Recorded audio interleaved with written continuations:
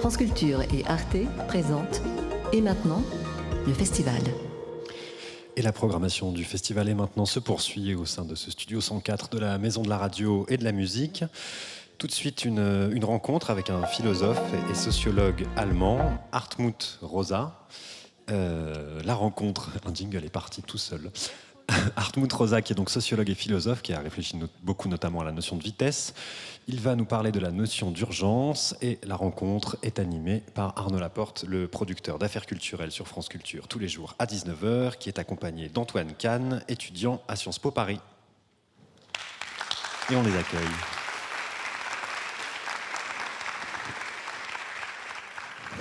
C'est à vous, Arnaud. Merci Romain, merci d'être nombreuses et nombreux au rendez-vous de ce festival international des idées de demain. Et maintenant, donc accompagné pour cette séquence par Antoine Kahn, étudiant à Sciences Po Paris, et pour accueillir notre invité Hartmut Rosa, et puis Michel Zotowski est en cabine et va assurer la traduction de cette conversation.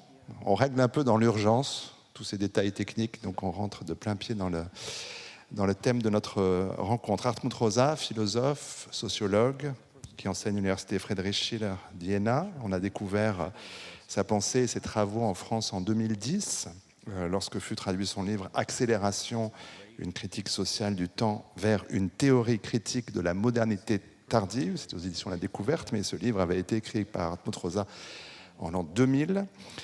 Ouvrage absolument majeur. On ne cesse de constater sa profondeur par la pertinence de son regard, par l'analyse de nos sociétés. Depuis, il a publié d'autres livres qui développent notamment le concept de résonance, sur lequel, bien sûr, nous reviendrons.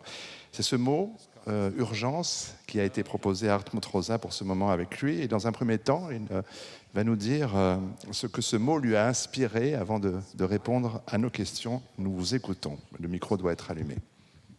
Yeah, thank you very much. I hope it's working. J'espère que ça Thank you very much for the introduction. Merci beaucoup pour cette intro et cette invitation. Je suis très heureux d'être à ce festival. C'est quelque chose d'exceptionnel.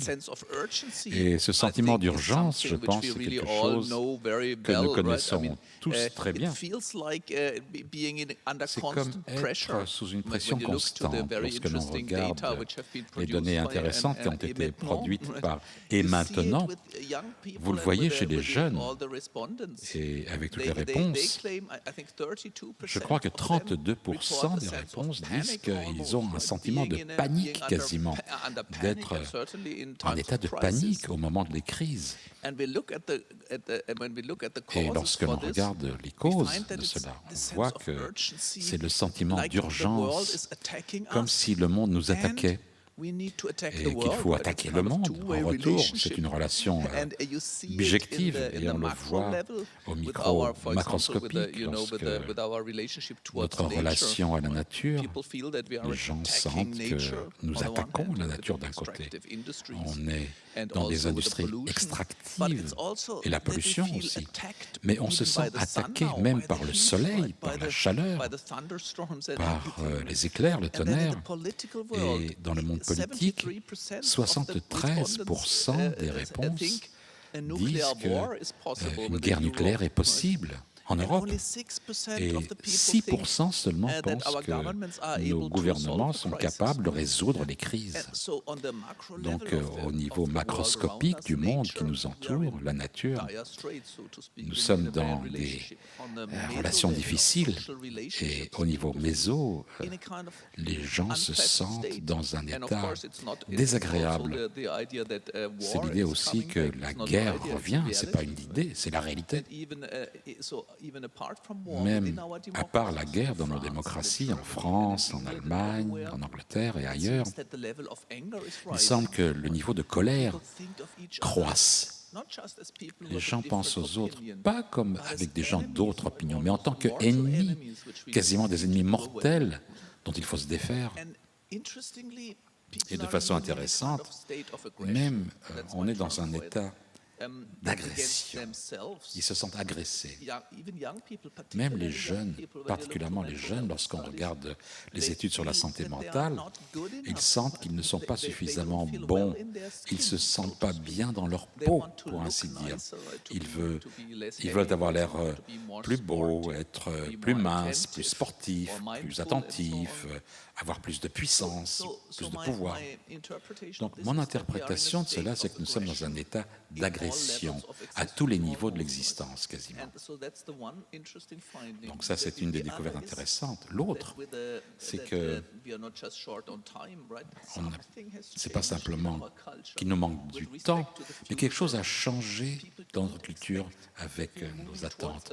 Les gens ne sentent plus qu'on va vers un monde meilleur, vers un meilleur avenir. C'est très important parce que dans l'histoire de la modernité, les parents ont toujours dit à leurs enfants, nous travaillons aussi dur que possible pour que nos enfants aient une vie meilleure.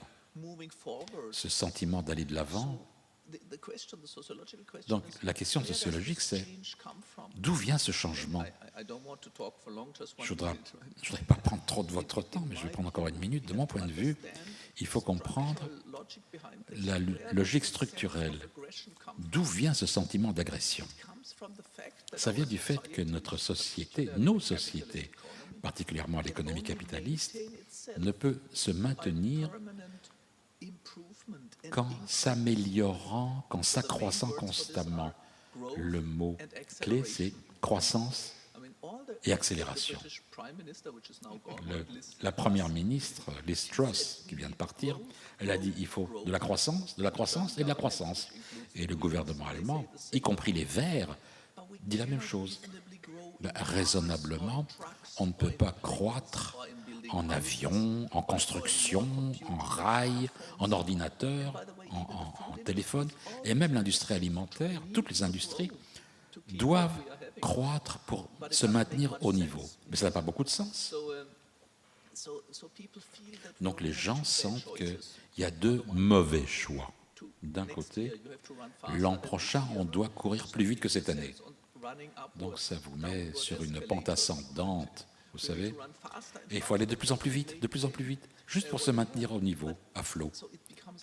Donc ça devient de plus en plus difficile de le faire. Mais si on réussit, alors la crise écologique va empirer. C'est le problème.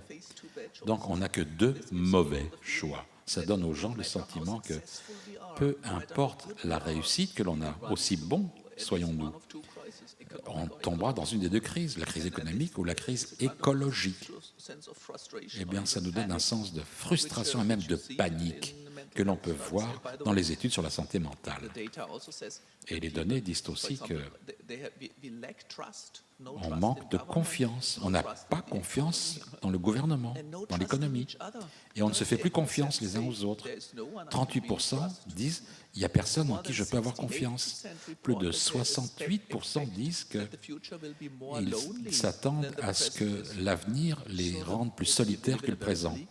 Donc on voit une vision très grise. Ça nous donne un grand sens d'urgence. Quel tableau qui est celui de notre temps. Avec cette lecture évidemment très précise d'Hartmut Rosa, qui a évidemment cette introduction qui appelle beaucoup de questions qu'on va vous poser avec Antoine Kahn dans le temps qui nous est imparti, mais on va reprendre un petit peu quelques éléments de cette introduction, puisque vous parlez de sentiment d'agression, et vous avez parlé de la guerre, vous avez parlé de la menace d'une guerre nucléaire. Dans votre livre Accélération, il y avait un chapitre entier consacré à la guerre. Alors, depuis le début de la guerre en Ukraine, le mot d'urgence revient beaucoup. Urgence du soutien au peuple ukrainien, urgence de mettre fin au conflit, urgence aussi, un contre-coup de sortir de la dépendance énergétique vis-à-vis de la Russie. Dans quelle mesure, selon vous, Hartmut Rosa, ce conflit actuel en Ukraine est lié à cette accélération dont vous parlez?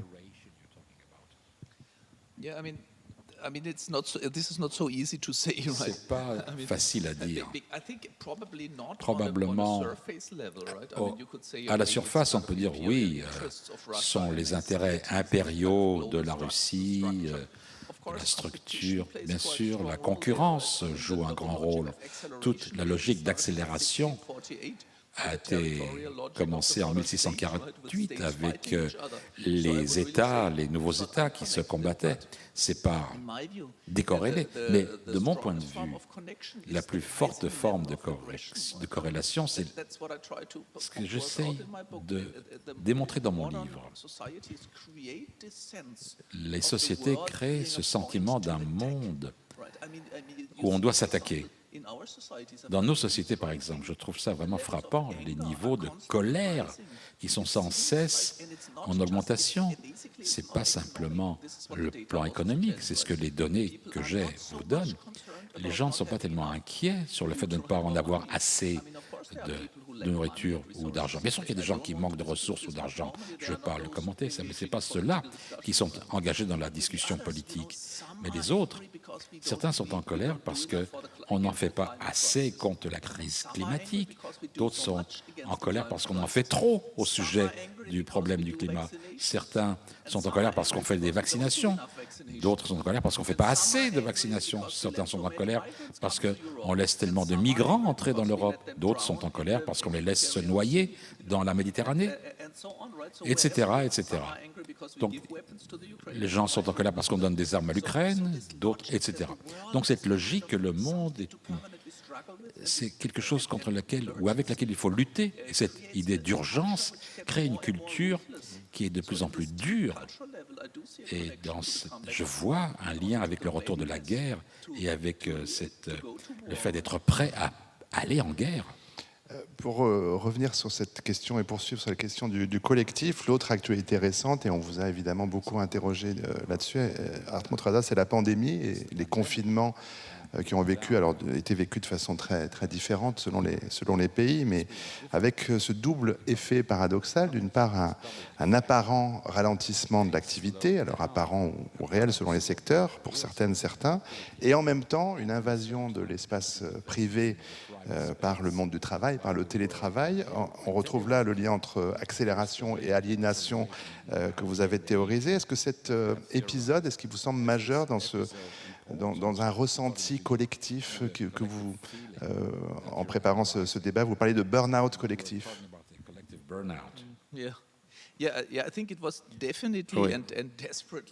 C'était désespérément important pour notre sentiment d'être au monde. D'un côté, c'était vraiment un ralentissement sur beaucoup de points. Dans le monde physique, les transports se sont ralentis, pas seulement les transports de gens, mais les transports de biens. Et dans la vie sociale, il y a eu un ralentissement. Mais le monde numérique s'est accéléré. Donc ça nous mène à une sorte de, si vous voulez, un arrêt frénétique. Vous êtes assis devant votre ordinateur, devant votre télé, et vous sautez d'un travail à l'autre, d'un lieu à un autre. Paul Virilio a prédit cette situation il y a quelque temps. Mais quand on en vient à la Covid, c'est quelque chose de paradigmatique pour notre société, pour notre travail, parce que ça nous a fait sentir que le monde était devenu dangereux.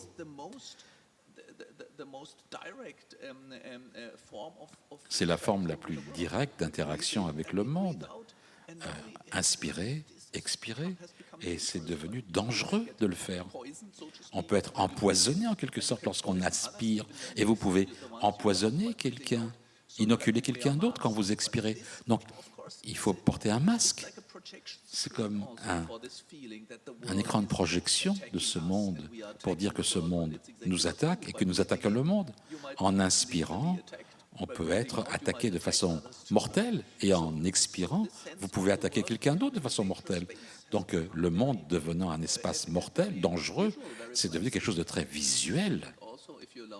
Et si vous me permettez cette expression, dans ma conception de la société moderne, qui ne peut que se stabiliser que de façon dynamique, les forces de motivation étaient l'espoir que l'on peut rendre le monde contrôlable, prévisible, que l'on peut contrôler la vie, que l'on peut la rendre accessible.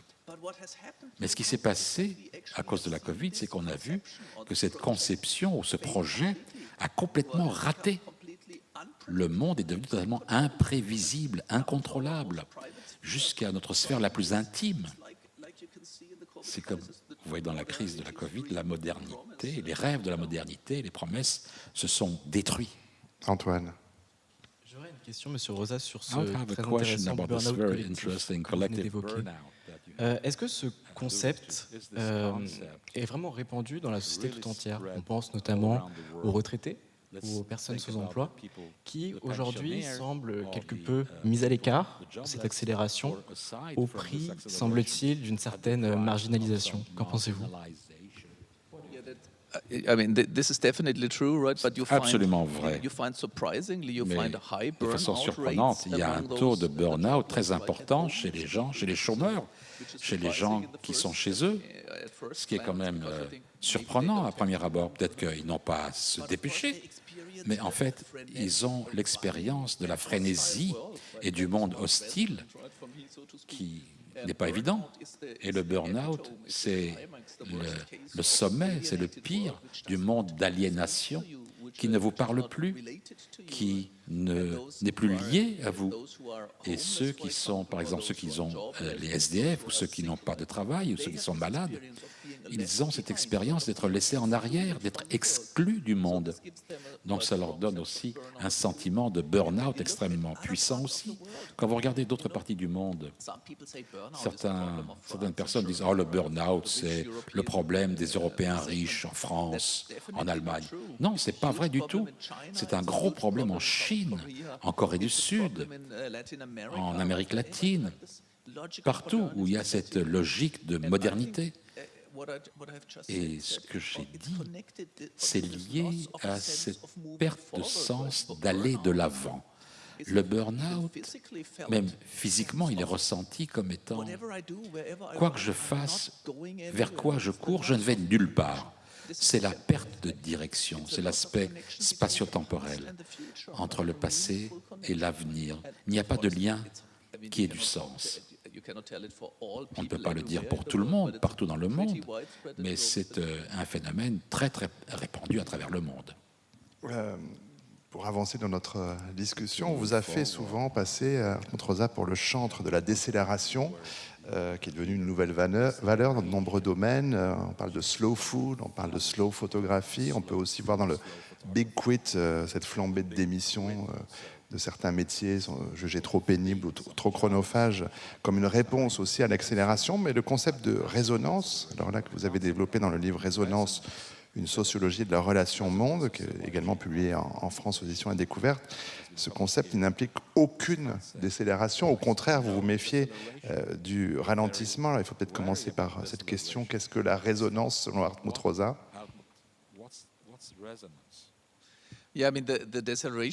Oui, la décélération, c'est un peu complexe, parce que je ne suis pas opposé à la décélération. Je pense que c'est nécessaire de certains points de vue, mais je ne voulais pas être appelé le gourou de la lenteur ou le pape de la décélération, ce qui s'est produit en fait. Mais ce que je pense en fait, c'est que la lenteur n'est pas une valeur en soi. Personne ne veut, par exemple, une grande roue lente ou un Internet très lent ou un pompier lent, c'est pas quelque chose de très positif. Mais quand les gens rêvent à la lenteur, beaucoup de gens rêvent à une vie plus lente. En fait, ils ont une vision d'une forme différente de la connexion aux autres et aux lieux, même à eux-mêmes. Donc il y a ce sentiment, si vous courez d'un lieu à l'autre, vous ratez quelque chose. Ce n'est pas simplement que vous êtes en arrière, non, mais vous ratez les liens avec les gens auxquels vous parlez, et même les liens avec vous-même. Donc j'ai écrit ce petit bouquin, découvert en France, Aliénation et accélération. Et l'idée, c'est que cette pression permanente pour la vitesse crée un sentiment profond d'aliénation.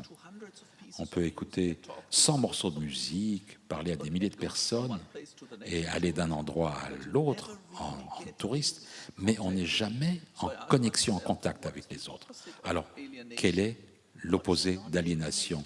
Qu'est-ce qu'une forme d'interaction non aliénée avec les gens, avec les lieux? Ou même au travail, parce qu'il y a beaucoup d'études sur le travail. Quand le travail devient-il avec un sens? Et c'est ça que j'appelle la résonance, ce sentiment d'affection avec quelque chose sur laquelle je travaille. Et l'autre côté, c'est la musique, le travail devient avec un sens pour vous. Et là, il y a ce sentiment de transformation. Vous ne restez plus le même. Et c'est ce que les gens... C'est pas que simplement qu'on en rêve, c'est ce que j'appelle résonance. Ce type d'interaction, c'est la forme la plus originale, la forme la plus importante, la plus humaine, depuis la petite enfance, de se relier au monde. Mais alors sur France Culture, sur Arte, évidemment, la question de l'art nous importe. L'art, c'est un lieu assez évident pour la résonance. C'est ce que vous venez de décrire, mais est-ce que justement, vous pensez que le monde culturel, du coup, a un rôle à jouer important pour aller vers la résonance? Aucun doute à ce sujet. Par exemple, la religion peut être une source de résonance. La modernité. L'art, c'est devenu la nouvelle religion, beaucoup de gens l'ont dit. Et c'est devenu, si vous voulez, ça a pris un sens religieux, exactement dans ce sens où beaucoup de gens, lorsqu'ils écoutent de la musique, mais aussi quand ils vont à un musée ou à l'opéra ou au théâtre, ils sentent une sorte de lien existentiel. Même dans la musique rock, j'ai écrit un bouquin sur le heavy metal, hein, et donc vous pouvez voir que ce que les gens recherchent, c'est un sens corporel d'être relié, reconnecté. C'est ce que veut dire religion, en fait, au monde. Et c'est ce que l'on cherche sous toute forme de culture, même en littérature. Les gens lisent des livres pour être en lien avec la vie à nouveau, avec ce que nous pensons, et quelque chose qui s'appelle l'âme. Donc l'art, oui, est d'une plus haute importance dans ce domaine. Vous évoquez donc cette relation que l'individu entretient avec son environnement, mais la question qui me vient, c'est est-ce que la réponse à ce problème assez systémique de l'accélération doit se faire à l'échelle de l'individu, donc avec une résonance avec le monde affirmé, ou alors sur un plan plus politique, par un projet construit, on pense notamment aux différentes tentatives de démocratie participative qui visaient justement à prendre le temps de la décision en France ou en Allemagne. Est-ce qu'elles peuvent réussir ou est-ce qu'elles sont vouées à l'échec au vu du caractère systémique, comme je l'ai dit, de l'accélération selon vous? Vous avez tout à fait raison, il y a un danger. Quand je parle de résonance, ça a l'air d'être tellement individuel, à l'échelle individuelle, et une fuite du monde. Mais il est très important que ça ne soit pas simplement un état émotionnel, il doit y avoir une relation. Cette relation est créée dans des institutions collectives, au niveau politique et économique, dans lesquelles nous vivons. Donc il est très important de regarder le niveau politique. Il y a deux façons dont je pense que la résonance peut nous aider dans nos problèmes. Vous avez raison, l'accélération est omniprésente dans l'économie. Et c'est un problème aussi dans le monde politique, où vous voyez la logique de l'agression qui domine tout.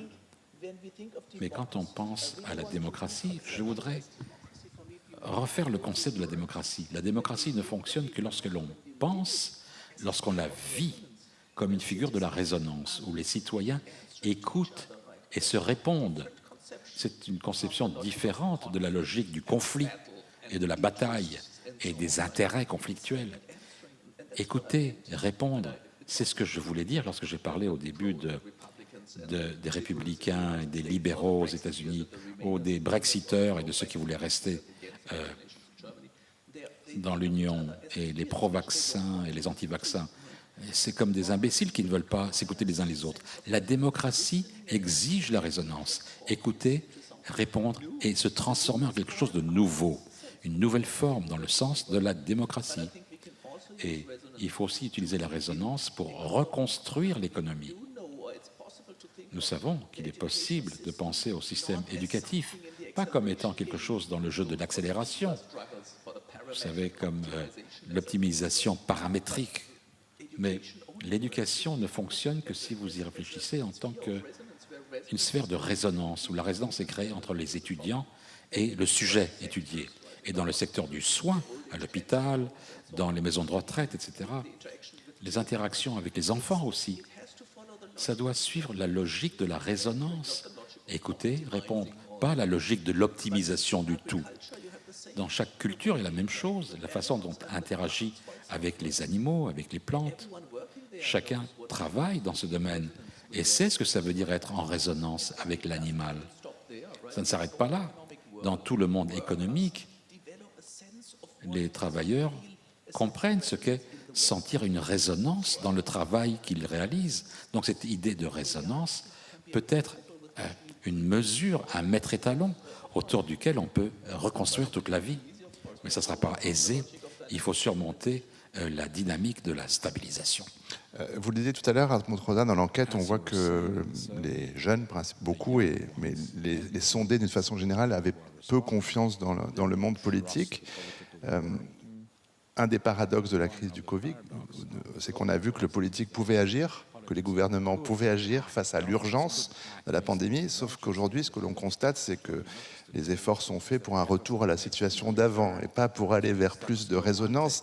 Et c'est ce que vous demandez, Antoine, est-ce qu'on peut espérer des politiques qui prennent cette idée de résonance en considération, c'est-à-dire travailler pour le mieux-être? C'est intéressant parce que le début de la pandémie, au début de la crise, la confiance dans les gouvernements a cru partout dans tous les pays du monde. Et maintenant, on a perdu cette confiance. Ça a explosé. Et la politique est dans le pire des états possibles. Le Royaume-Uni est dans un chaos spectaculaire. Et l'Italie, regardez où elle en est. Et la France et l'Allemagne, c'est pas beaucoup mieux. Et quand je pense à l'espoir politique, je ne parle pas tellement aux politiciens. Je ne les blâme pas. Ils sont simplement dans ce jeu. Ce sont des joueurs, des acteurs dans un jeu qui est biaisé. Il faut penser à une nouvelle forme de politique. Et je dois dire que je pense que les politiciens pourraient faire quelque chose de leur point de vue aussi. Parce que les gens veulent entendre une vision d'un avenir, une vision de vers où on peut aller. Et au lieu de cela, ce que font les politiciens, ils gouvernent grâce au sondage. Ils demandent aux gens « qu'est-ce que vous voulez ?» et ils mettent en place des programmes pour aller par là. Mais non, les politiciens peuvent faire autre chose. Mais ce n'est pas facile pour eux. Fondamentalement, ils doivent satisfaire leur marché. Et vous voyez, ils doivent faire quelque chose d'extraordinaire. C'est de la politique un peu folle. Mais bon, c'est une logique de marché qui les tue tous. Et je pense que le nouveau sentiment de créer un monde de résonance, c'est de nous donner une vision de vers où aller, ouvrir la résonance entre le passé et l'avenir. Mais il ne faut pas l'attendre des politiciens du haut, ça doit être quelque chose qui vient de la base. Et pour revenir sur ce monde de la résonance que vous venez d'évoquer, j'aurais une question sur la ville. La ville apparaît aujourd'hui comme un lieu rempli de points d'agression, c'est une de vos expressions. On a une sorte de métro boulot dodo, des écouteurs dans les oreilles, et l'individu emporte un petit peu partout où il va cette petite bulle qu'il s'est forgée et qui l'empêche, d'une certaine manière, d'entrer en relation avec le monde. Est-ce que vous pensez qu'on puisse aujourd'hui rentrer en résonance avec la ville, ou est-ce que la résonance passe nécessairement par un certain retour J'ai trouvé ça très intéressant, les données que vous avez produites, parce que les données du passé ont toujours suggéré, particulièrement chez les jeunes, qu'ils voulaient vivre dans les grandes villes. Et j'ai toujours trouvé cela facile à expliquer parce que cette logique que le monde soit contrôlable, c'était la logique de rendre le monde accessible, joignable. On pouvait demander aux jeunes pourquoi vous voulez vivre à Paris et pas en province. Ils ont dit parce qu'à Paris, j'ai tout, j'ai l'opéra, les musées, les théâtres, les concerts. Ben, peut-être qu'ils y allaient jamais au concert ou dans les musées. Mais avoir cette option, cette possibilité, cette promesse du monde. Et le monde était plein de promesses. Mais aujourd'hui, les données produites là montrent que les gens veulent plutôt vivre dans les petites villes plutôt que dans les grandes villes. Et je pense que c'est probablement, comme vous venez de le suggérer, parce que ce sentiment que le monde et la ville nous attaquent, qu'elle devient dangereuse pour nous, et c'est renforcé. Ça se corrèle avec le sens que la nature a été la source de consolation la plus fiable. C'était mon expérience aussi. Pendant la crise du corona, c'était étonnant. Mais moi, je viens de la forêt noire. en Allemagne. Et regarder les montagnes suisses, par exemple, ou regarder les étoiles, c'était la forme la plus fiable de se relier de façon positive au monde. Et c'était le sentiment de réaction. Donc quelque chose a pu se créer, cette méfiance du monde. Les gens ne veulent plus, ils se sentent plus attirés par les grandes villes et sont plutôt attirés par la campagne. Mais finalement, il faut changer le système social. Et ce n'est pas simplement une question choisir entre la ville ou les villages. Peut-être pour prolonger la question d'Antoine, Arthur Rosa, vous placez aussi vos espoirs dans ce que vous appelez l'énergie sociale. Qu'est-ce que cela veut dire pour vous, ce terme-là? Il faut que je le trouve parce que je vais écrire mon prochain bouquin là-dessus. Il y avait deux raisons. J'étais intéressé à ça parce que dans la crise de la Covid, beaucoup de gens ont dit qu'ils se sentaient, même s'ils étaient à la maison, ils se sentaient sans pouvoir, on manquait d'énergie sociale. Et ils ont dit, même après, même quand je pouvais revoir mes amis, je ne le voulais plus. Quand j'ai pu aller, je ne sais pas, n'importe quelle activité sociale, je ne voulais pas y aller. Donc on pouvait voir très clairement que l'énergie sociale n'était pas là. Ce n'est pas simplement quelque chose de physiologique, c'est quelque chose de social. L'énergie est créée dans l'interaction. Et j'ai commencé à y réfléchir. Comment ça se fait qu'on se sent complètement exténué alors qu'on a réduit notre niveau d'activité? On doit avoir plus d'influx. Et je me suis posé la question, comment ça se fait? Et je me suis rendu compte que dans les sciences sociales, on n'a pas de conception d'énergie sociale. On parle d'énergie psychologique, ça veut dire ce que ça veut dire, mais la question c'est... Émile Durkheim, le penseur français, avait réfléchi là-dessus. L'énergie est créée dans l'interaction. Parfois, on se dit, peut-être à ce festival, il y avait tellement d'énergie. Ce n'est pas mon énergie et votre énergie, c'est l'énergie qui circule, l'énergie sociale. Ça peut être dans les mouvements. Dans une soirée, il y a beaucoup d'énergie ou pas d'énergie du tout. Et nos sociétés se comportent de façon très étrange, parce que d'un côté, il faut utiliser tellement d'énergie. On utilise l'énergie nucléaire, l'énergie du carbone, etc. Et aussi de l'énergie psychologique. C'est pour ça qu'on a ce sentiment de burn-out, mais on manque d'énergie transformative, d'énergie circulante. C'est pourquoi les gens se sentent seuls, déprimés. Oui, il faut avoir une bonne conception de l'énergie sociale et j'essaie de travailler là-dessus. De lire ce nouveau livre parce que vous écoutez et vous lire Arthur Rosa, c'est toujours passionnant. Je pense que tout le monde s'en rend compte ici. Il va nous falloir conclure. Pour ça, j'en reviens quand même à votre position de philosophe qui vous oblige d'une certaine façon à rester optimiste.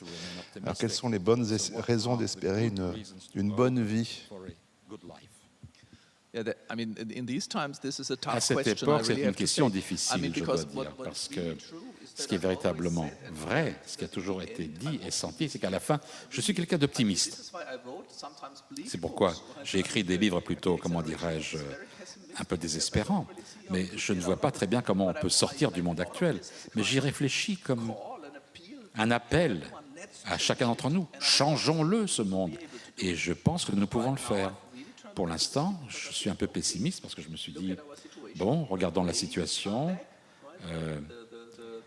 les pandémies sont de retour, les crises, les virus, la guerre est de retour. Ce sont les choses que l'humanité a toujours combattues et on est trop idiots pour pouvoir les surmonter. Ça devient de plus en plus dangereux en raison de la mondialisation.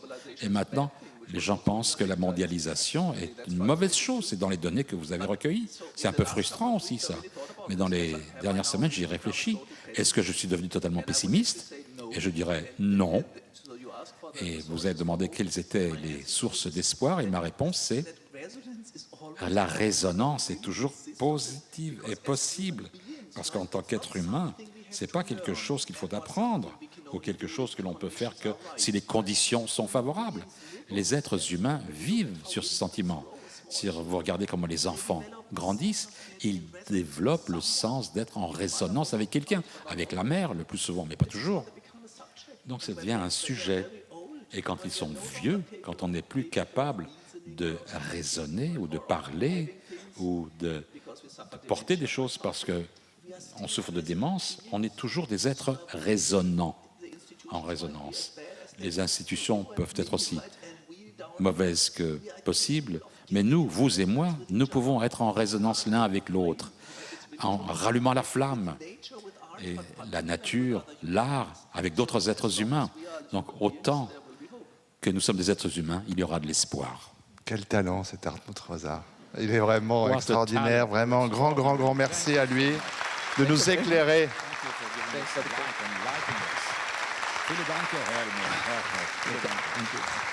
De nous éclairer comme il le fait depuis des années.